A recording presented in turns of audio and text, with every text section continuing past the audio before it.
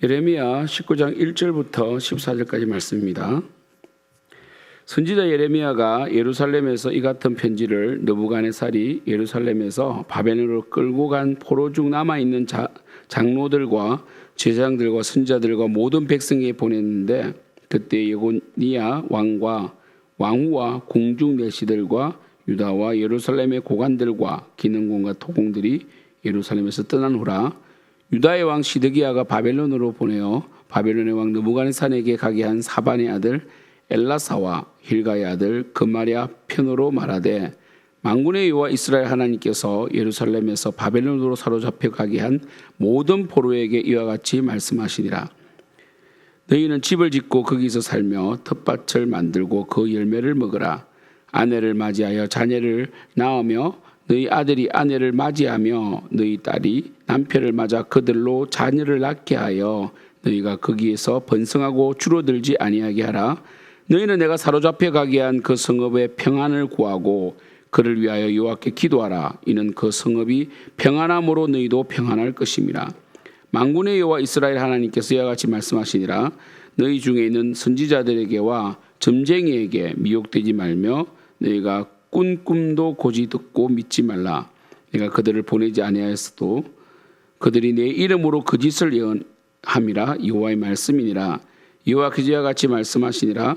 바벨론에서 70년이 차면 내가 너희를 돌보고 나의 선한 말을 너희에게 성취하여 너희를 이곳으로 돌아오게 하리라.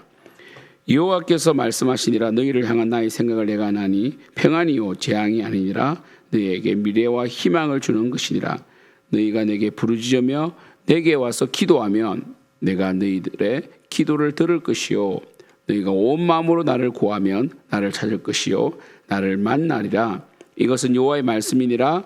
나는 너희들을 만날 것이며 너희를 포로된 중에서 다시 돌아오게 하되 내가 쫓아보내었던 나라들과 모든 곳에서 모아 사로잡혀 떠났던 그 곳으로 돌아오게 하리라. 이것은 여호와의 말씀이니라. 아멘. 우리 29장 1절부터 14절 말씀의 핵심은 예레미야가 이 바벨론 포로로 끌려간 그들에게 70년 만에 돌아오게 할 테니까 그곳에서 너무 빨리 오려고 하지 말고, 또 거짓 선자들은 2년 만에 올 것이다, 막 이렇게 소망을 막 주거든요. 얼마나 좋습니까? 곧 돌아온다. 그렇죠? 이렇게 이러한 이 거짓 선자의 말을 듣지 말고 70년 만에 하나님께서 돌아오게 하신다고 했으니까 그곳에서 오랫동안 집을 짓고 자녀를 낳고 있으라. 그리고 이 하나님께서 반드시 이 번성하고 줄어들지 아니하게 하겠다라고 약속하신 거거든요. 자, 여기서 핵심적인 것은 뭐냐면, 그 당시의 사람들은 이 바벨론에게 이 포로로 끌려갈 때 우리 에스겔서에서도 잘 나타나는데 두 가지의 중요한 이스라엘 백성들이 가지는 이 하나님에 대한 왜곡된 관념이 생기는데, 하나는 뭐냐면 이 바벨론의 이 신 마르둑이 벨이 강하기 때문에 하나님이 졌다라는 이 하나의 생각입니다. 그러니까 하나님께서 이 바벨론 신에게는 안 되는구나.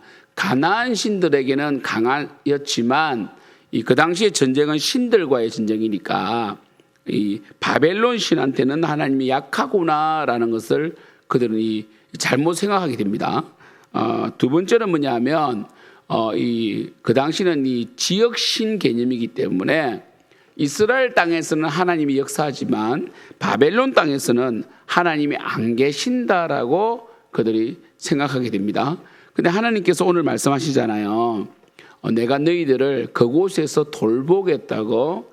그러니까 그러한 관념 가운데 그들이 하나의 어떤 생각을 도출해내는데, 그러니까 그 당시에 이 바벨론의 침공으로 끌려가는 이스라엘 백성들이 그러니까 이 모든 탓을 하나님께 돌리는 거죠. 우리 하나님이 약해서 그렇다 이렇게 말하고 있고, 그 다음에 바벨론 땅에서는 하나님 안 계신다 그랬고요. 그 다음에 에스겔서에 보면 이 아버지가 신포도를 먹으니 아들이 시다 이래가지고 십계명에 그런 말씀 있잖아요. 네가 죄를 지으면 이 3, 4대까지 저주를 받는다고, 그죠? 그것처럼 우리가 잘못한 것이 아니라 우리 조상들이 잘못해서 그렇다라고 또 조상 탓을 돌리는 거죠. 그러니까 하나님 탓을 돌리고 조상 탓을 돌리는 그 이스라엘 백성에게 오늘 예레미야를 통하여 하시는 말씀 뭐냐면, 너희들이 포로로 끌려가지만 이 포로로 끌려가는 것은 하나님이 약해서가 아니라 너희들 죄악 때문이다. 그래서 너희들이 그곳에서 기도를 해라는 거예요. 회개를 하라는 겁니다. 우리는 어려운 문제가 발생되고 우리 가운데 이 고통이 생기면 우리는 빨리 그 문제가 해결되기를 바라고 피해가기를 바라고 다른 사람에게 탓을 돌리기를, 조상 탓을 돌리든지 교회 탓을 돌리기를 잘하지만, 하나님께서는 그걸 원하시는 것이 아니고 어떠한 상황이나 어떠한 환경 가운데서도 하나님을 바라보고 회개하고 하나님과의 바른 관계성에 있기를 원합니다. 그러니까 이스라엘 사람들 중에 물론 이 하나님께서 예레미야에게 그렇게 말씀하시죠. 이 유다 거리를 돌아다녀 봐라. 의인이 한 명 있는가 보아라. 이렇게 말했습니다. 아브라함 때에는 소돔 고모라가 멸망당할 때 소돔 고모라에 의인 10명이 없어서 멸망을 당했어요. 그런데 예레미야 때는 의인 5명이 없어서 그죠? 멸망당했다는 거 아닙니까? 그것처럼 그래도 하나님께서 그런 말씀하십니다. 에스겔서 보시면 의인은 노아와 욥과 다니엘이 있다 할지라도 그 의로 구원을 받는다고 했단 말이에요. 그러니까 하나님과의 바른 관계성을 가진 백성들이 있잖아요. 그들에게 비록 포로로 끌려간다 할지라도 두려워하거나 망했다고 생각하지 말고 하나님의 심판을 받아들이고 그곳에서 하나님께 기도하고 다시 하나님을 찾으라라고 말씀하시는 거죠. 그래서 이 예레미야 29장 11절은 굉장히 중요한 말씀 아닙니까? 여호와의 말씀이니라 너희를 향한 나의 생각을 내가 하나니 평안이요 재앙이 아니니라 너희에게 미래와 희망을 주는 것이니라. 우리 9/11 사건, 그때 이 테러가 일어났을 때 우리 월드 트레이드 센터가 이 하이제킹 당한 비행기에서 폭파당할 때 그때 조지 W 부시 대통령이 이 29장 11절 말씀을 통해서 이 위로했던 것이 기억이 납니다. 그때 조지 W 부시 대통령은 정말 이 예수를 잘 믿는 대통령이었어요. 사실은 그때 우리한테도 유익을 많이 줬죠. 우리한테도 유익을 많이 준 대통령인데 그래서 참 그런 점이 멋있었어요. 저는요. 미국이란 나라가 그래도 그때까지만 하더라도 미국이 좀 이 기독교로서의 또 이 약간의 힘이 있는 그때인데, 그때 29장 11절 말씀을 통해서 여호와의 말씀이니라 너희를 향한 나의 생각을 내가 하나니 평안이요 재앙이 아니니라 너희에게 미래와 희망을 주는 것이니라. 그래서 하나님께서 이 재앙을 주실 때에 뭡니까?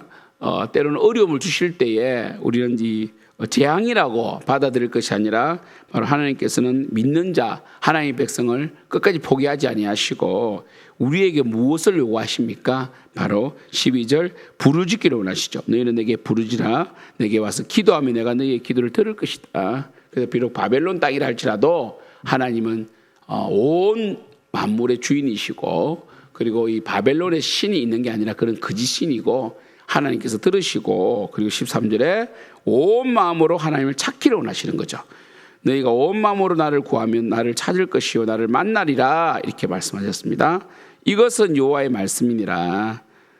나는 너희들을 만날 것이며 너희를 포로된 중에서 나를 다시 돌아오게 하되 내가 쫓아보내었던 나라들과 모든 곳에서 모아 사로잡혀 떠났던 그곳으로 돌아오게 하리라. 이것은 여호와의 말씀이니라. 사실은 뭡니까? 이 13절 너희는 온 마음으로 나를 구하면 나를 찾을 것이요 나를 만나리라. 이 말씀 선지자들이 늘 이야기했잖아요. 우리 내일 말씀에 나오겠지만 하나님께서 선지자들을 많이 보냈어요. 꾸준히 보냈습니다. 똑같은 말씀을 했어요. 하나님을 전심으로 찾아라. 하나님을 이용하지 말고 정말 주의 영광을 위하여 기도하고 정말 세상의 유혹과 세상의 방법이 아니라 말씀에 순종하라라고 선지자들이 계속 말했는데도 결국 그들은 순종하지 아니하였고 말씀에 귀를 기울이지 아니하였죠. 그래서 그들은 이 열국을 의지하고 그리고 푸른 상수리 아래서 우상을 숭배했고, 우상 숭배는 뭡니까? 결국 자기 사랑이고 자신의 욕망을 성취해 줄 신을 만들어내는 거 아닙니까? 우상이란 게 결국 탐욕이죠. 그러니까 이렇게 이 탐욕적으로 살아가고 공의와 정의를 무너뜨리고 다른 사람의 생명을 빼앗으면서도 자신의 부를 축적하는 그러한 이 이스라엘 백성들의 그 타락이 결국은 이 바벨론으로부터 이 침략을 당하였고 그리고 멸망을 당한 거 아닙니까? 그래서 하나님께서는 70년이라는 딱 이 기간을 주시면서 70년 동안 그 바벨론 땅에서 이 집을 짓고 기다려라라고 했던 거죠. 그러니까 그 하나님의 어떤 심판의 어떤 이 시간이 있으니까요. 70년은 저번에 말씀드린 것처럼 이스라엘 사람들이 지키지 않았던 안식년을 합하면 70년이 된다고 그랬죠. 그죠? 그래서 결국 70년은 그들이 586년에 갔다가 70년 뒤에 딱 성전을 건축하거든요. 그때까지를 이제 돌아온 해로 보는데 결국 하나님께서는 이스라엘 백성들에게 하나님을 탓한다든지 아니면 조상 탓을 할 것이 아니라 너희들이 어떠한 상황에서도 의인은 믿음으로 살고 하나님을 진심으로 찾기를 원하시는 것이죠. 사랑하는 성도 여러분, 토요일인데 우리도 정말 오늘 토요일 내일 주일 준비를 잘해야 됩니다. 그래서 내일 똑같은 예배지만 정말 전심을 다하여 정말 하나님을 예배하는 자들이 있어요. 그 사람들을 통하여 또 하나님은 역사를 하시죠. 목회자인 저도 마찬가지고 여러분들도 전심으로 온 마음으로, 온 마음이 전심 아닙니까? 전심으로 하나님을 구하면 하나님께서는 우리를 만나 주신다는 거예요. 그리고 때로는 우리 가운데 어려움이 온다 할지라도 그것은 우리에게 재앙이 아니라 바로 하나님의 계획이고 그리고 결국 우리로 하여금 죄에서 건져내어 평안을 주시고 우리에게 생명과 미래와 희망을 주시는 것임을 깨닫고 늘 하나님과의 바른 관계를 회복하고 여러 가지 모든 전인격적으로 하나님과 바른 관계 속에서 믿음으로 기도하는 여러분 되기를 축복합니다. 기도하겠습니다.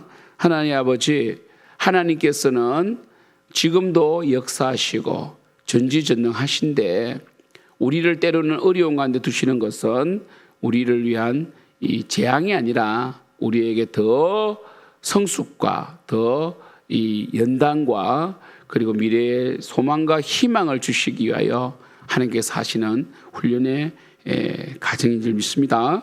우리가 어떠한 상황 속에서도 하나님을 전심으로 찾는 우리 성도님들 되게 도와주시고 또 하나님과의 만남이 있기를 원합니다. 내일 주일을 잘 준비하는 우리 성도님 될 수 있도록 역사하여 주시옵소서. 예수님의 이름으로 기도드립니다. 아멘.